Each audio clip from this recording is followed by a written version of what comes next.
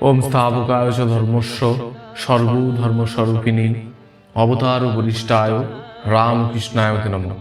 আজকে পাঠ করব শ্রীমকথিত শ্রী শ্রী রামকৃষ্ণ কথামৃত পর্ব ১৩।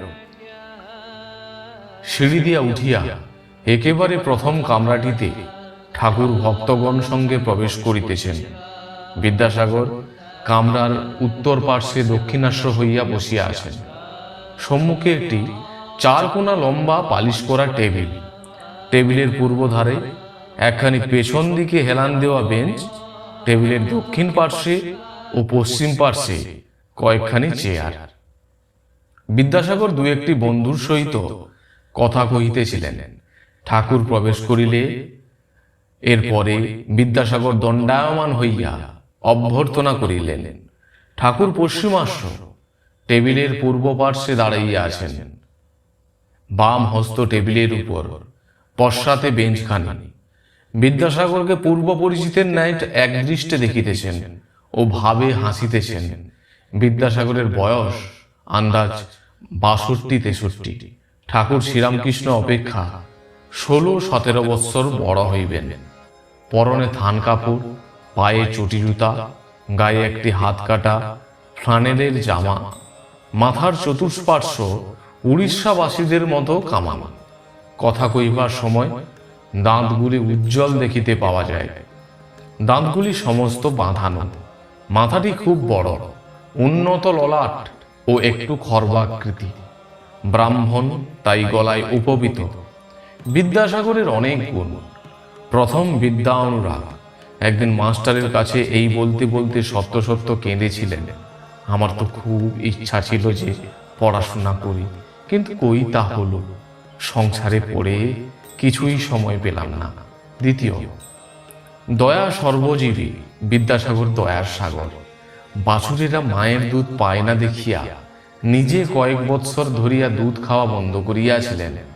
শেষে শরীর অতিশয় অসুস্থ হওয়াতে অনেকদিন পরে আবার ধরিয়াছিলেন। গাড়িতে চড়িতেন না, ঘোড়া নিজের কষ্টও বলিতে পারে না। একদিন দেখলেন একটি মুটে কলেরা রোগে আক্রান্ত হইয়া রাস্তায় পড়িয়া আছে, কাছে ঝাঁকাটা পড়িয়া আছে। দেখিয়া নিজে কোলে করিয়া তাহাকে বাড়িতে আনিলেন ও সেবা করিতে লাগিলেন। তৃতীয়, স্বাধীনতা প্রিয়তা। কর্তৃপক্ষদের সঙ্গে একমত না হওয়াতে সংস্কৃত কলেজের প্রধান অধ্যক্ষের কাজ ছাড়িয়ে দিলেন। চতুর্থ, লোকাপেক্ষা করিতেন না। একটি শিক্ষককে ভালোবাসিতেন। তাহার কন্যার বিবাহের সময় নিজে আইবুড়ো ভাতের কাপড় বগলে করে এসে উপস্থিত। পঞ্চম, মাতৃভক্তি ও মনের বল। মা বলিয়াছিলেন, ঈশ্বর, তুমি যদি এই বিবাহে না আসো তাহলে আমার ভারী মন খারাপ হবে। তাই কলিকাতা হইতে হাঁটিয়া গেলেন। পথে দামোদর নদী, নৌকা নাই, সাঁতার দিয়া পার হইয়া গেলেন।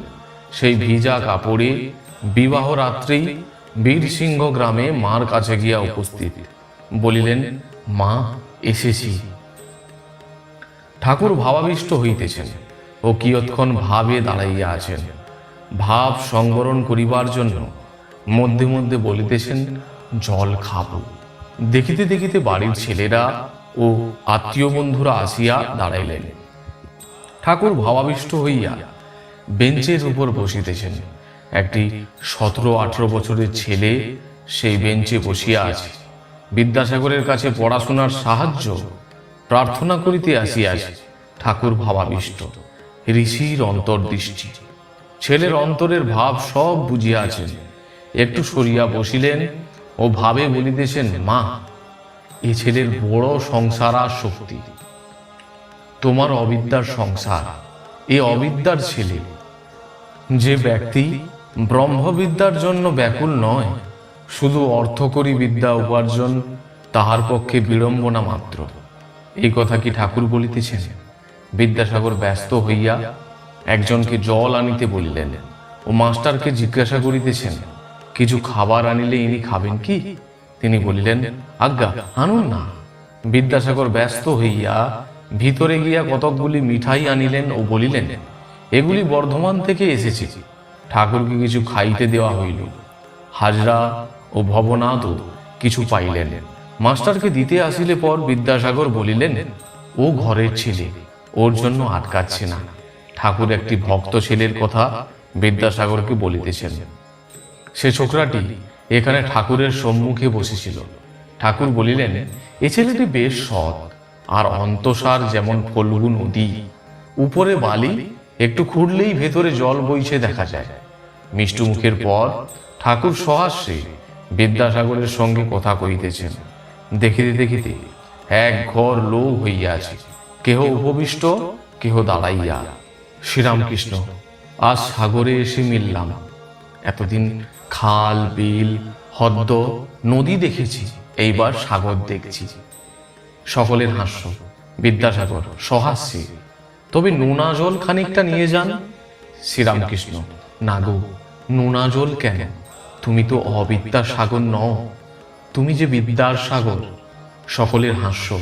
তুমি ক্ষীর সমুদ্র। বিদ্যাসাগর, তা বলতে পারেন বটে। বিদ্যাসাগর চুপ করিয়া রহিলেন। ঠাকুর কথা কহিতেছেন। তোমার কর্ম সাত্ত্বিক কর্ম, সত্যের রজ। সত্যগুণ থেকে দয়া হয়। দয়ার জন্য যে কর্ম করা যায় সে রাজসিক কর্ম বটে, কিন্তু এ রজগুণ, সত্যের রজগুণ, এতে দোষ নাই। সুখদেবাদী লোক শিক্ষার জন্য দয়া রেখেছিলেন, ঈশ্বর বিষয় শিক্ষা দেবার জন্য। তুমি বিদ্যাদান, অন্নদান করছো, এও ভালো। নিষ্কাম করতে পারলেই এতে ভগবান লাভ হয়। কেউ করে নামের জন্য, পুণ্যের জন্য, তাদের কর্ম নিষ্কাম নয়। আর সিদ্ধ তো তুমি আছোই। বিদ্যাসাগর, মহাশয় কেমন করে? শ্রীরামকৃষ্ণ সহাস্যে, আলু পটল সিদ্ধ হলে তো নরম হয়, তা তুমি তো খুব নরম, তোমার অত দয়া। বিদ্যাসাগর, কলাই বাটা সিদ্ধ তো শক্তই হয়। শ্রীরামকৃষ্ণ, তুমি তা নও গো, শুধু পণ্ডিতগুলো দরকচা পড়া, না এদিক না ওদিক। শকুনি খুব উঁচুতে উঠে, তার নজর ভাগাড়ে। যারা শুধু পণ্ডিত, শুনতেই পণ্ডিত, কিন্তু তাদের কামিনী কাঞ্চনে আসক্তি। শকুনির মতো পচা মরা খুঁজছে। আসক্তি অবিদ্যার সংসারী। দয়া, ভক্তি, বৈরাগ্য বিদ্যার ঐশ্বর্য। বিদ্যাসাগর চুপ করিয়া শুনিতেছেন। সকলেই এক দৃষ্টি এই আনন্দময় পুরুষকে দর্শন ও তাহার কথামৃত পান করিতেছেন। জয় গুরু মহারাজ জি কি জয়, জয় মহামায় কি জয়, জয় স্বামীজি মহারাজ জি কি জয়।